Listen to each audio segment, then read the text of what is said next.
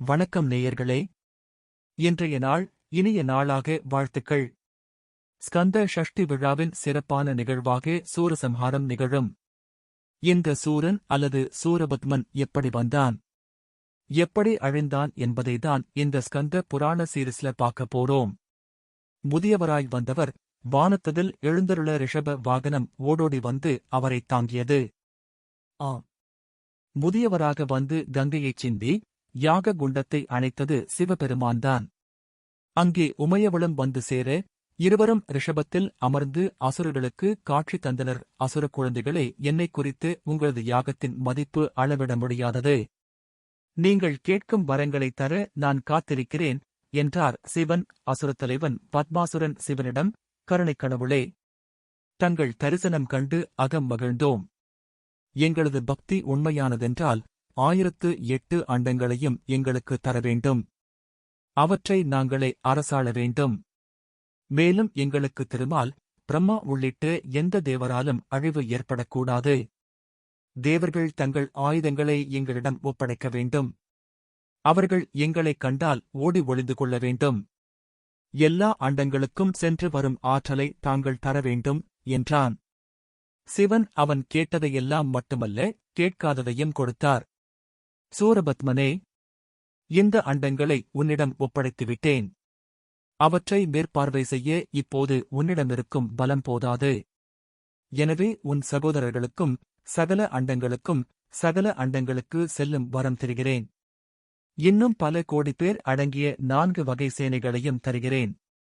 இந்திர விமானம், சிங்க வாகனம், பாசுபதாஸ்திரம் போன்றவற்றையும் தருகிறேன். ஆனால் ஒரு நிபந்தனை, நீ 108 யுககாலம்தான் ஆட்சி செய்ய முடியும். அதன் இறுதியில் மரணமடைவாய் என்றார். மிக மிக நீண்ட காலம் இந்த பூமியில் வாழப்போவது பற்றி சூரபத்மன் மகிழ்ந்தாலும் தன் மரண எச்சரிக்கையை கேட்டு வருந்தி, ஈசனே, தங்களைத் தவிர வேறு யாராலும் எங்களுக்கு மரணம் நேரக்கூடாது என்ற தங்கள் வரம் நிலைத்தாலே போதும். இந்த அண்டங்கள் உள்ளளவும் நாங்கள் வாழ்வோம் என்றான். சூரபத்மன், அசுரத் தலைவனே, என்னாலோ என் சக்தியாலோ தவிர வேறு எதனாலும் உனக்கு மரணமில்லை என்றார் சிவன். சூரபத்மன் இது கேட்டு மகிழ்ச்சி கூத்தாடினான். இதற்குள் சிவன் மறைந்துவிட்டார். அசுரக்கூட்டம் ஆரவாரத்துடன் சிவனால் தங்களுக்கு அருளப்பட்ட படைகளுடன் கிளம்பியது. கிட்டத்தட்ட 50 கோடி அசுரர்களுடன் புறப்பட்ட அப்படை நேராக காஷ்யபரிடம் சென்றது. தந்தையே, நாங்கள் பல்லாண்டுகளாக தவமிருந்து 1008 அண்டங்களையும் ஆளும் சக்தியை சிவபெருமான் மூலம் பெற்றோம். இனி தங்கள் வழிகாட்டுதல் படி நடப்போம் என்றான் சூரபத்மன். நல்ல பிள்ளைகளைப் பெற்றவர்களைப் பற்றி பெற்றவர்கள் பெருமைப்படுவார்கள். இங்கோ அரக்கி மீது ஆசைப்பட்டு அசுரப் பிள்ளைகளைப் பெற்ற இந்த தந்தையோ மனம் வருந்தினார். சிவனாரே வரம் கொடுத்த பிள்ளைகளை தன்னால் எப்படி கட்டுப்படுத்த முடியும் என்ற எண்ணத்துடன், மகனே, நீ இந்த வீரர்களுடன் குலகுரு சுக்ராச்சாரியாரைப் போய்ப்பார். அவரது வழிகாட்டுதல் படி நடந்து கொள் என்று சொல்லி அனுப்பிவிட்டார். அனைவரும் சுக்ராச்சாரியாரைச் சென்று சந்தித்தனர். சுக்ராச்சாரியார் அடைந்த ஆனந்தத்துக்கு அளவே இல்லை. என் அன்பு சீடர்களே, இந்த உலகம் சிவனுக்கு கட்டப்பட்டது. உலகில் வாழும் ஒவ்வொரு ஜீவனும் பாவம் செய்தாலும் புண்ணியம் செய்தாலும் இறுதியில் பரமாத்மாவான அந்த சிவனின் உடலில்தான் கலக்கிறது.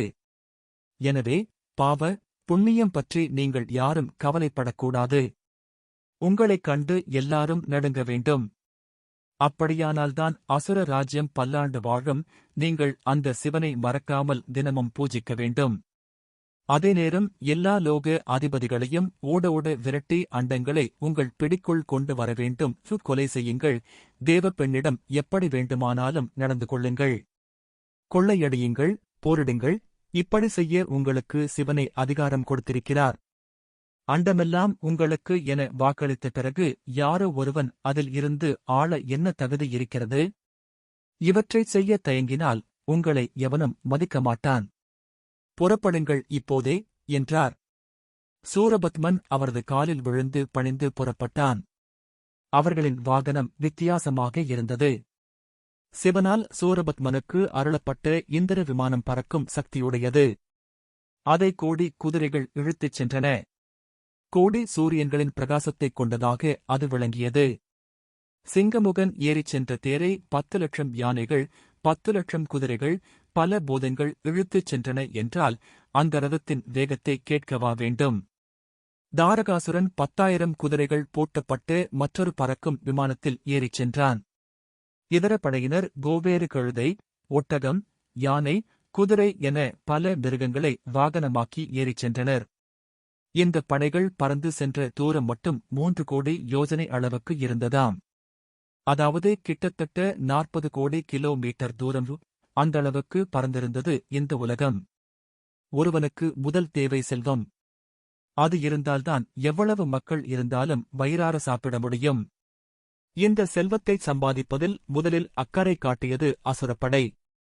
எனவே அவர்கள் செல்வத்தை முழுமையாக கொள்ளையடிக்க சென்ற இடம் அழகாபுரி. இந்த பட்டணத்தின் தலைவன்தான் குபேரன்.